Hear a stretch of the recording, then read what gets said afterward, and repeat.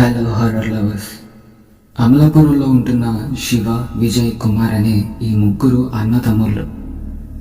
వీళ్ళు టీచర్ అవ్వాలని BEd bachelor of education course complete చేయడానికి హైదరాబాద్కి వచ్చారు. వీళ్ళకంటూ హైదరాబాద్లో ఏ ఫ్రెండ్స్ లేరు. పెద్దవాడు శివ, రెండోవాడు విజయ్ అండ్ మూడోవాడు కిరణ్. సిటీకి వచ్చి రెంట్ హౌస్ కోసం చాలానే తిరిగారు.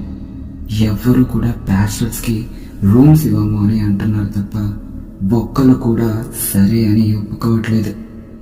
చివరికి ఒక్క ఇల్లు అయితే దొరికింది. అమ్మయ్య అని ఊపిరి తీసుకున్నారు.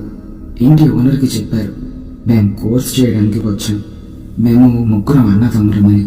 సరే సరే అని చేతిలో తాళం పెట్టి ఇల్లు చూసుకోండి, నాకు పనుంది అని చెప్పి లోపలికి వెళ్ళిపోయాడు ఇంటి ఓనర్.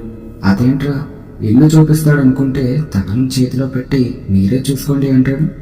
గొప్ప మనిషేరా బాబు అని విజయ్ అనగా, ఊరుక అన్న, దొరకక ఒక ఇల్లు దొరికింది, కళ్ళకి అద్దుకొని తీసుకోవాల్సింది పోయి ఇలా మాట్లాడతావేంటి అని అంటాడు కిరణ్. ఇలా వాళ్ళిద్దరూ మాట్లాడుతుండగా శివ మాత్రం లగేజ్ తీసుకుని పైన ఫ్లోర్కి వెళ్తుంటాడు. దాంతో వీళ్ళిద్దరు కూడా వాళ్ళ అన్న వెనకాలే వెళ్తారు. లాక్ ఓపెన్ చేయడానికి ప్రయత్నిస్తాడు శివ. కొంచెం గట్టిగా ఉండడం వల్ల తుప్పు పట్టేసిన లాక్ ఆలస్యంగా తెచ్చుకుంటుంది. డోర్ ఓపెన్ చేయగానే ఏదో తెలియని బ్యాట్స్మెన్ ఇంట్లో కొన్ని పాత సామాన్లు అటు ఇటు పడి ఉండడం చూసి, ఇల్లు చాలా కాలం నుండి ఖాళీగానే ఉన్నట్టుంది, క్లీన్ చేస్తే బాగానే ఉంటుంది అని శివ అంటాడు. ఇల్లు మొత్తం చూశాక కింద ఓనర్ దగ్గరికి వెళ్తారు. అడ్వాన్స్ గురించి మాట్లాడి సెటిల్మెంట్ చేసుకుంటారు. ఆ ఇంటి ఓనర్ ఒక కండిషన్ పెడతాడు. ఇంటి లోపల ఒక ఎక్స్ట్రా బెడ్రూమ్ లాక్ వేసి ఉంటుంది, అది తెరవడానికి ప్రయత్నించకండి అని సీరియస్గా వార్నింగ్ ఇచ్చినట్టు చెప్తాడు. ఎందుకు అని అడగాలి అని అనిపించినా కూడా అడగకుండా సరే సరేని ముగ్గురు పైకి రూమ్లోకి వెళ్ళిపోతారు. ఇల్లు మొత్తం క్లీన్ చేసుకుని నీట్గా సర్దుకుంటారు. కిరణ్కి మాత్రం లోపల ఏముందో చూడాలి అన్న ఎక్సైట్మెంట్ చాలా గట్టిగానే ఉంటుంది. ఆ డోర్ దగ్గరికి వెళ్ళి లాక్ హోల్ నుండి కన్ను పెట్టి లోపలికి చూస్తాడు. లోపల ఒక పెద్ద బెడ్ ఉంటుంది, పక్కనే ఒక డ్రెస్సింగ్ టేబుల్ ఉంటుంది. కొంచెం పక్కకు చూస్తాడు, ఏదో కదులుతున్నట్టు అనిపిస్తుంది. ఇంతలో వెనక నుండి విజయ్ కిరణ్ని నెడతాడు. ఏం చూస్తున్నావురా, ఇంటి ఓనర్ ఏం చెప్పాడు, నువ్వేం చేస్తున్నావు అన్నా? లోపల ఎవరో ఉన్నారు, నాకు మెదులుతున్నట్టు కనిపించింది. ఏంట్రా, భయపెట్టాలని చూస్తున్నావా? నీ కోతి వేషాలు ఇక్కడ వేయకు. లేదన్నా, నిజంగానే ఏదో ఉంది చూడు అని కిరణ్ చెప్పడంతో విజయ్ లాక్ హోల్ నుండి లోపలికి చూస్తాడు. షాక్ అవుతూ కిరణ్ వైపుగా చూస్తాడు. ఏమైందన్నా, ఏం కనిపించింది? చెప్పాను కదా ఏదో ఉంది అని వాగుతూనే ఉన్నాడు కిరణ్. నెత్తి మీద ఒకటి కొట్టి విండోస్ ఓపెన్ ఉండడం వల్ల అక్కడున్న వైట్ కర్టెన్ గాలికి పైకి కిందకి ఎగురుతుంది అంతే అని నవ్వుకుంటూ వెళ్ళిపోతాడు. క్లీనింగ్ అంతా అయ్యేసరికి ఈవినింగ్ అయిపోయింది. ముగ్గురు బయటకు వెళ్ళి అలా తిరిగేసి తినడానికి బిర్యానీ అండ్ బీర్లు తెచ్చుకున్నారు. అన్నతమ్ములన్నాక వాళ్ళ బాండింగ్ ఎలా ఉంటుందో మీకు స్పెషల్గా చెప్పనక్కర్లేదు. ఇంటికి వచ్చాక ముగ్గురు కూర్చుని బీర్లు తాగుతూ మాట్లాడుకుంటున్నారు. తర్వాత డిన్నర్ కూడా చేసేస్తారు. శివ ఏమో ఫోన్ చూసుకుంటున్నాడు, కిరణ్ ఏమో పడుకున్నాడు. విజయ్ మాత్రం బయటకు వచ్చాడు. అటు ఇటు చూశాడు. సిగరెట్ కొడదామని ఎదురుగా ఉన్న మెట్ల వైపుగా నడుచుకుంటూ టెర్రస్ పైకి చేరుకున్నాడు. సిగరెట్ తాగుతూ బిల్డింగ్ కార్నర్కి వెళ్ళి నుంచుని సిగరెట్ తాగుతూ ఉండగా అవతల వైపు కార్నర్లో ఒక చిన్న బాబు గోడ మీద కూర్చొని ఉండడం గమనిస్తాడు విజయ్. ఈ టైంలో ఈ చిన్న బాబు ఏం చేస్తున్నాడు? బహుశా కింద ఓనర్ వాళ్ళ పిల్లోడేమో అని అనుకుంటాడు. ఆ బాబుని పిలవడానికి ప్రయత్నిస్తాడు. వెనక నుండి ఎవరో వెళ్ళినట్టు అనిపించడంతో సడన్ గా వెనక్కి తిరిగి చూస్తాడు. వెనక ఎవరు ఉండరు, కానీ చివర్లో మెట్ల దగ్గర ఎవరో ఒక లేడీ నుంచి ఉండడం గమనిస్తాడు. ఈ బాబు వాళ్ళ అమ్మ అనుకుంటా అని అనుకుంటూ బాబు వైపు చూస్తాడు. అక్కడ బాబు కనిపించడు. వెనక్కి తిరిగి చూస్తాడు. ఇప్పటిదాకా కనిపించిన లేడీ కూడా అక్కడ కనిపించదు. అదేంటి, ఇప్పటిదాకా ఉన్నారు కదా, అంతలోనే ఎలా మాయమైపోయారు? నిజంగానే నాకు కనిపించారా లేక తాగిన మైకంలో నేనే ఏదో ఊహించుకుంటున్నానా అని అనుకుంటాడు. దూరంగా గోడ మీద ఒక మహిళ, ఒక బాబు గోడ మీద నుంచుని ఉండడం విజయ్ గమనిస్తాడు. వాళ్ళు ఎవరో కాదు, ఎవరినైతే విజయ్ చూశాడో వాళ్ళే. అలా విజయ్ చూస్తుండగానే తల్లి కొడుకు గోడ మీద నుండి దుంకేస్తాడు. విజయ్ షాక్లో అరుచుకుంటూ పరిగెత్తుకుంటూ వెళ్ళి కిందకి వంగి చూస్తాడు. కింద ఎవ్వరు ఉండరు. ఒక్కసారిగా విజయ్కి బాడీ మొత్తం చెమటలు వచ్చేస్తాయి. నా కళ్ళ ముందే కదా ఆ తల్లి కొడుకు దూకేశారు, మరి కింద చూస్తే ఎవ్వరూ లేరేంటి? అసలు ఏం జరుగుతుంది? తాగిన మత్తులో నేనే ఊహించుకుంటున్నానా? ఛీ, తాగిందంత దెబ్బకు దిగిపోయింది అని అనుకుంటూ సిగరెట్ కాలు కింద వేసి ఆర్పేసి కిందకి వెళ్ళిపోతాడు. రూమ్లోకి వచ్చాక జరిగిందంతా చెప్దాం అనుకుంటాడు, కానీ ఎగతాళి చేస్తారేమో అని చెప్పడు. ఆ తర్వాత రోజు విజయ్ మరియు శివ ఇంటికి సామాన్లు కొనడానికి బయటకు వెళ్తారు. ఇంటి పనులు కిరణ్కి చెప్తారు. అంటే కిరణ్ ఒక్కడే ఇంట్లో ఉన్నాడు. నైట్ తిన్న బౌల్స్ అండ్ ప్లేట్స్ ఉంటే వాటిని కడుగుతున్నాడు. ఇంతలో పిల్లలు ఆడుకుంటున్న సౌండ్స్ వస్తాయి బయట. కిరణ్ కూడా విజయ్ లాగే కింద వాళ్ళ పిల్లలేమో అని పెద్దగా పట్టించుకోడు. తనలో తానే పాటలు పాడుకుంటూ ఉంటాడు. ఈసారి తన వెనుక నుండి ఒక పిల్లవాడు పరిగెత్తుకుంటూ వెళ్ళినట్టు అనిపిస్తుంది. ఏంటి, ఇంట్లోకి వచ్చి ఆడుకుంటున్నారు అని అనుకుంటూ హాల్లోకి వచ్చి చూస్తాడు. వేసిన తలుపు వేసినట్టే ఉంటుంది. అదేంటి, తలుపు గుల్లం పెట్టే ఉంది కదా, లోపల పిల్లల సౌండ్ వచ్చిందేంటి అని ఆలోచించుకుంటూ వెళ్ళి గిన్నెలు వాష్ చేసుకుంటాడు. అబ్బా, ఒక పని అయితే అయిపోయింది. ఇంక బట్టలు ఉతకడం ఒక్కటే ఉంది. కొంతసేపు పడుకుని లేచి అప్పుడు ఉతుక్కుందాంలే అని పడుకుంటాడు. మెల్లగా నిద్రలోకి జారుకున్న కిరణ్కి ఏవో మాటలు వినిపిస్తాయి. ఎలాంటి మాటలంటే వైఫ్ అండ్ హస్బెండ్ తిట్టుకుంటూ కోపడుతున్నట్టు.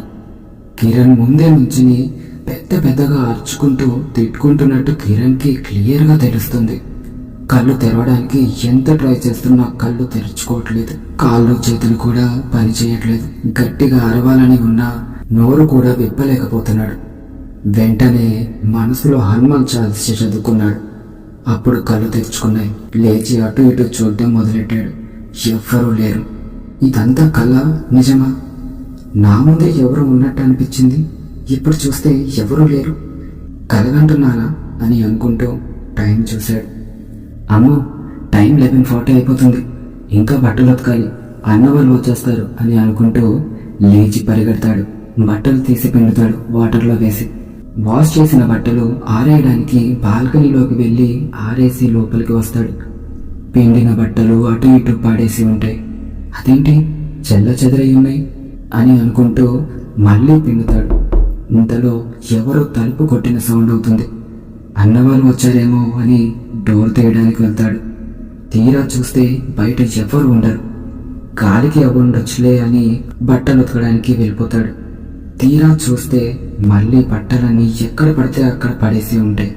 ఇదేంటి, నేను బట్టలు పిండేసి వెళ్తే అటు ఇటు పడేసి ఉంటున్నాయి అని అనుకుంటూ బట్టలు వాటర్ బకెట్లో వేసి పిండుతూ ఉంటాడు. అలా కొంచెంసేపు గడిచాక బట్టలు ఆడేస్తున్న కిరణ్కి బాత్రూంలో ట్యాప్ వాటర్ సౌండ్ అవుతుంది. అన్నయ్య వాళ్ళు వచ్చినట్టున్నారులే అని అనుకుంటాడు. బట్టలు ఆరేసి చూడ్డానికి వెళ్తాడు. బాత్రూంలో ట్యాప్ నుండి వాటర్ మొత్తం పోతున్నాయి. అప్పుడే వాళ్ళ అన్నయ్య వాళ్ళు వస్తారు ఇంటికి. అదేంట్రా, ట్యాప్ మొత్తం విప్పేసి వాటర్ వేస్ట్ అవుతుంటే నుంచుని ఎలా చూస్తున్నావు అని విజయ్ అనగా బాల్కనీ నుండి శివ అరుస్తాడు. బట్టలు ఉతకడం కూడా రాదు, పిండిన బట్టలు ఆరేయకుండా ఫ్లోర్ మీద చండాలంగా పడేశావు, చూడు ఎంత మురికిగా అయిపోయాయో అని శివ కిరణ్ మీద కోపడతాడు. లేదన్నయ్య, ఇందాక నుండి ఇలాగే జరుగుతుంది. నేను ఉతికి పక్కకి వెళ్ళొచ్చేలోపు వాటికి అవే అటు ఇటు పడుంటున్నాయి. బాత్రూంలో ట్యాప్ కూడా నేను విప్పలేదు. ట్యాప్ ఆన్లో ఉండడం చూసి వచ్చాను, మీరు వచ్చారేమో అని. నిజం చెప్పండి అన్నయ్య, మీరిద్దరూ కలిసి నా మీద ప్రాంక్ చేస్తున్నారు కదా అని అంటాడు కిరణ్. మేము ఇప్పుడే వస్తున్నాంరా ఇంట్లోకి, అయినా మేమెందుకు ప్రాంక్ చేస్తామని విజయ్ అంటాడు. ఇక్కడ ఏదో జరుగుతుంది అని కిరణ్కి అనిపిస్తుంది. ఆ రోజు నైట్ కిరణ్ వాళ్ళ అన్నయ్యతో ఈ రోజు పొద్దున జరిగిన విషయాల గురించి చెప్దామా వద్దా అని ఆలోచిస్తూ అన్నం తింటుంటాడు. ఏం ఆలోచిస్తున్నావురా అని శివ కిరణ్ని అడుగుతాడు. అబ్బే ఏం లేదన్నయ్య అని జరిగిన విషయాలు అక్కడితోనే వదిలేస్తాడు కిరణ్. ఇంకా తర్వాత ముగ్గురు తినేసి పడుకుంటారు. ముగ్గురు గాఢ నిద్రలో ఉంటారు. టైం 1 గంట వస్తుంది. రూమ్ అంతా సైలెంట్గా ఉంది. అప్పుడే శివ వాటర్ తాగడానికి వంట గదిలోకి లేచి వెళ్తాడు. కరెంట్ పోతుంది. ఈ టైంలో కరెంట్ తీసేసాడేంటి అని అనుకుంటూ నీళ్లు తాగి ఆ చీకట్లో చేతులు అటు ఇటు గోడకి ఆనిస్తూ వెళ్తుంటాడు. చీకట్లో ఏం కనిపించకపోవడం వల్ల అప్పుడే పక్కన నుండి చల్ల గాలి వెళ్ళినట్టు ఫీల్ అవుతాడు. అదేంటి, కరెంట్ లేదు, పైగా విండోస్ డోర్స్ కూడా క్లోజ్ చేసి ఉన్నాయి, చల్లగాలి ఎటు నుండి వచ్చిందబ్బా అని అనుకుంటూ మంచం మీద కూర్చుని ఆలోచిస్తూ వాలిపోతాడు శివ. మెల్లగా నిద్ర పడుతుంది అన్న టైంలో కాళ్ళ పట్టేల శబ్దం వస్తుంది. వాళ్ళు పడుకున్న రూమ్లోనే ఎవరో పట్టీలు వేసుకుని రూమ్ అంతా తిరుగుతున్నట్టు స్పష్టంగా శివకి వినిపిస్తుంది. కళ్ళు తెరవగానే ఎటువంటి శబ్దం ఉండదు. నిద్రలోనే కలగంటున్నానేమో అని అనుకుంటూ కళ్ళు ముయ్యగా వాళ్ళ పడుకున్న రూమ్ నుండి కిచెన్ రూమ్లోకి ఎవరో పరిగెట్టినట్టు పట్టీల సౌండ్ రావడంతో ఉలిక్కి పడిలేస్తాడు శివ. ఏం అర్థం కాక కూర్చుని ఆ చీకట్లో అలాగే గమనిస్తాడు. కొంతసేపు రూమ్ అంతా సైలెంట్గా అయిపోతుంది. ఎంత సైలెంట్గా ఉందంటే శివ గుండె చెప్పుడు బయటికి వినిపించే అందలా. ఇంతలో కిచెన్ రూమ్లో నుండి ఎవరో ఏడుస్తున్న సౌండ్ వినిపిస్తుంది. శివకి ఒళ్ళంతా చెమటలు పట్టేస్తాయి ఆ శబ్దాలకి. కిరణ్ని విజయ్ని ఎంత లేపుతున్నా లేగలేనంత గాఢ నిద్రలో ఉన్నారు. ఇంకా ధైర్యం తెచ్చుకుని పక్కన ఉన్న మొబైల్ టార్చ్ ఆన్ చేసుకుని అడుగు వేసుకుంటూ వణుకుతూ కిచెన్ రూమ్ వైపు నడుచుకుంటూ వెళ్తున్నాడు. దగ్గరికి వెళ్తున్న కొద్దీ ఆ ఏడుపు శబ్దం ఇంకా గట్టిగా వినిపిస్తుంది. మొబైల్ టార్చ్ కిచెన్ రూమ్లోకి తిప్పగా ఆ రూమ్ కార్నర్లో ఏదో ఆకారం కూర్చుని ఉండడం చూస్తాడు. అది చూడ్డానికి మనిషి ఆకారంలో ఉంది. నల్లగా పొగలాగా మెదులుతుంది. ఆ దృశ్యం చూసిన శివ భయంతో ఫోన్ పాడేసుకుంటాడు. ఇంతలో కిరణ్ విజయ్ వచ్చి, ఏమైందన్నయ్య, పడుకోకుండా ఏం చేస్తున్నావు, ఎందుకు కంగారుగా ఉన్నావు అని అడుగుతారు. ఇప్పుడు ఇదంతా చెప్తే ఇద్దరు భయపడతారేమో అని, ఏం లేదు, నీళ్ళు తాగడానికి వచ్చాను, చీకట్లో చూసుకోకుండా గోడను గుద్దేశాను అని ఆ మూలకి చూస్తూ వాళ్ళకి సమాధానం ఇస్తాడు. ముగ్గురు వెళ్ళి పడుకుంటారు. కానీ శివాకి మాత్రం నిద్ర పట్టట్లేదు.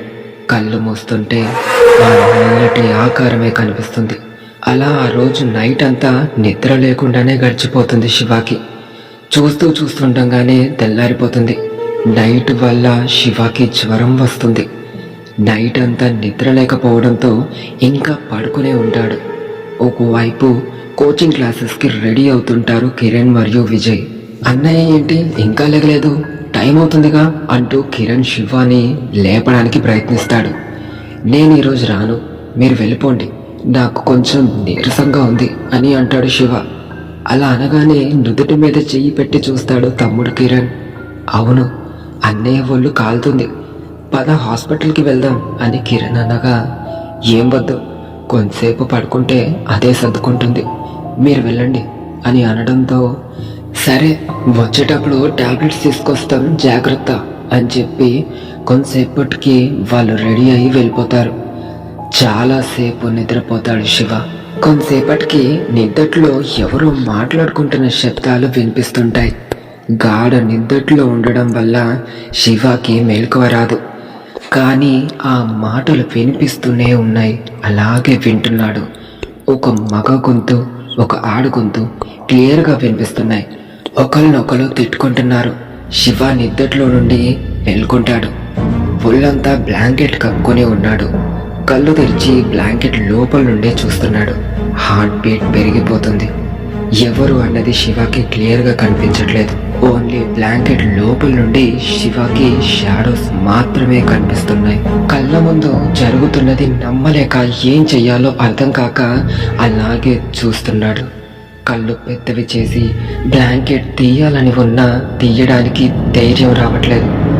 ఇంతలో పక్క రూమ్లో నుండి ఒక చిన్న బాబు ఏడ్చుకుంటూ వచ్చి, అమ్మని కొట్టొద్దు నాన్న అని ఏడుస్తున్నాడు. అప్పుడు ఆ మగాడి ఆకారం ఆ బాబుని పక్కకి నెట్టేశాడు. ఆ బాబు తలుపుకి గుద్దుకొని పడిపోయాడు.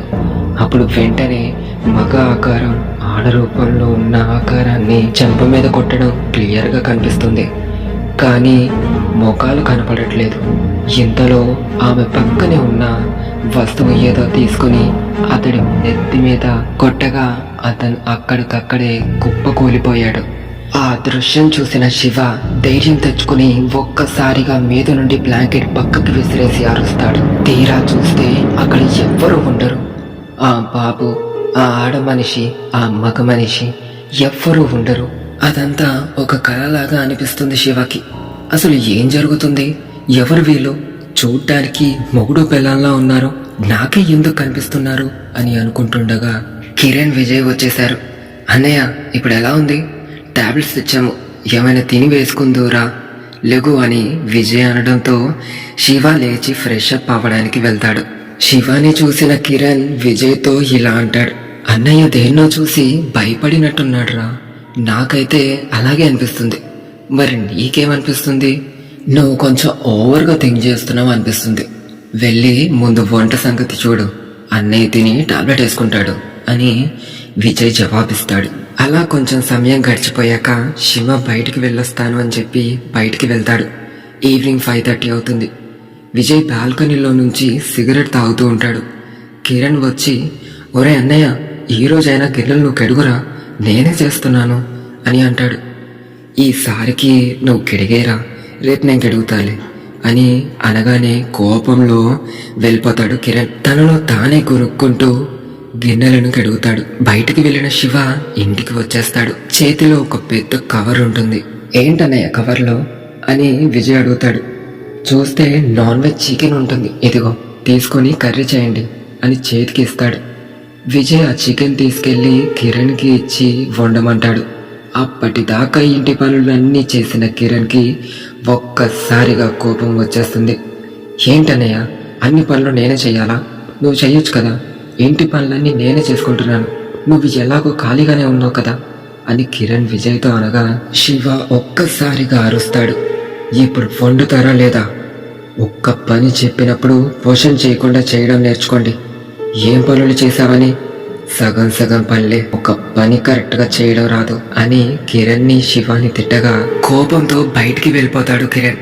కిరణ్ని ఆపుతూ విజయ్ కూడా బయటికి వెళ్ళిపోతాడు. నేను వండుతాలేరా, నువ్వు బాధపడకు అని విజయ్ కిరణ్ని ఓదార్చడానికి ప్రయత్నిస్తాడు. ఎప్పుడు ఇంతే, నేను ఎన్ని చేస్తున్నా మీకు ఏమీ కనిపించవు అని కిరణ్ విజయ్తో చెప్పుకుంటూ బాధపడుతుంటాడు. కొంతసేపటికి కిరణ్ విజయ్ ఇంటి లోపలికి వెళ్తారు. లోపలికి వచ్చిన ఇద్దరు షాక్తో అలాగే నుంచుని కుట్కలు మింగుతూ ఎదురుగా ఉన్న దృశ్యాన్ని కన్నార్పకుండా చూస్తుంటారు. ఎందుకంటే శివ ఆ పచ్చి మాంసాన్ని నేల మీద పెట్టుకుని చీల్చి చీల్చి తింటున్నాడు. ఆ క్షణం కిరణ్ విజయ్కి వాళ్ళ కళ్ళ ముందు ఏం జరుగుతుందో అర్థం కాని స్థితిలో ఉన్నారు. శివ తినే విధానం చూస్తే ఇద్దరికి భయం వేసింది. పచ్చి మాంసం తింటున్నాను అన్న ఫీలింగ్ ఏమాత్రం శివ ఫేస్ లో కనిపించట్లేదు. బోన్స్ తో సహా తినేస్తున్నాడు. ఆ బోన్స్ సౌండ్స్ వింటుంటే కిరణ్ కి విజయ్ కి ఏదో క్రూర మృగాన్ని చూస్తున్నట్టు అనిపించింది. కిరణ్ విజయ్ ఎదురుగా నుంచున్నారు అన్న ధ్యాస కూడా లేకుండా చాలా రోజుల నుండి ఆకలితో ఉన్నవాడిలాగా ఆవురావురమని తినేసి అలాగే లేచి వెళ్లి బెడ్ మీద పడుకుండిపోతాడు. బోన్స్ తో సహా మొత్తం మాంసం తినేశాడు. అక్కడ చూడ్డానికి కవర్ తప్ప ఏమీ లేదు. ఆ next day morning Shiva night ఏం జరగనట్టే బిహేవ్ చేస్తాడు. శివ ముఖంలో మార్పులు గమనిస్తారు కిరణ్ అండ్ విజయ్. ఈ ఇంట్లో ఏదో జరుగుతుంది అని కిరణ్ అంటాడు. అప్పుడు విజయ్ తను ఎదుర్కొన్న అనుభవాల గురించి చెప్తాడు. షాక్ అయిన కిరణ్ కూడా తనతో జరిగినవి కూడా చెప్తాడు. ఇద్దరికి బాగా అర్థమవుతుంది ఇంట్లో ఏదో ఉంది అని. వాళ్ళ అమ్మకి ఫోన్ చేసి ఇక్కడ జరిగినవి అండ్ జరుగుతున్నవి అన్నీ పూసగుచ్చినట్టు వాళ్ళ అమ్మతో చెప్తారు. మీరు అక్కడ ఉండొద్దు, వచ్చేయండి వెంటనే అని కంగారుగా చెప్తుంది వాళ్ళ అమ్మ. సరే అమ్మ అని ఫోన్ పెట్టేసి సామాన్లు ప్యాక్ చేసుకుంటారు. వెళ్ళి శివతో అంటారు, అన్నయ్య వెళ్ళిపోదాం పదా అని. ఎక్కడికి అని అడుగుతాడు శివ. మన ఊరికి. అమ్మ వెంటనే వచ్చేయండి అని చెప్పింది. వెళ్ళాక నీకు అన్నీ చెప్తాము, ఫస్ట్ ఇక్కడ నుండి బయలుదేరుతాం పదా అన్నయ్య అని అంటాడు. శివ కళ్ళు ఎరుపెక్కడం ఇద్దరూ గమనిస్తారు. నేను రాను అని కోపంగా చెప్తాడు. నా మాట విననయ్యా, ఇక్కడి నుండి వెళ్ళిపోదాం పద అని విజయ్ అనగా ఒక్కసారిగా శివ తన మరో రూపాన్ని చూపిస్తాడు.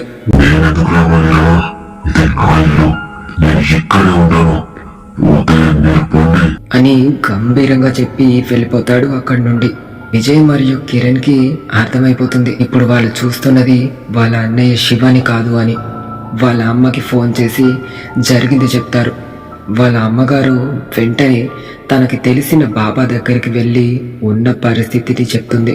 ఒక్కసారి ఫోన్ చేయి వాళ్ళకి అని అంటాడు ఆ బాబా. కాల్ చేస్తుంది. ఫోన్ లిఫ్ట్ చేశాక జరిగిన విషయాలు అడిగి కనుక్కుంటాడు ఆ బాబా.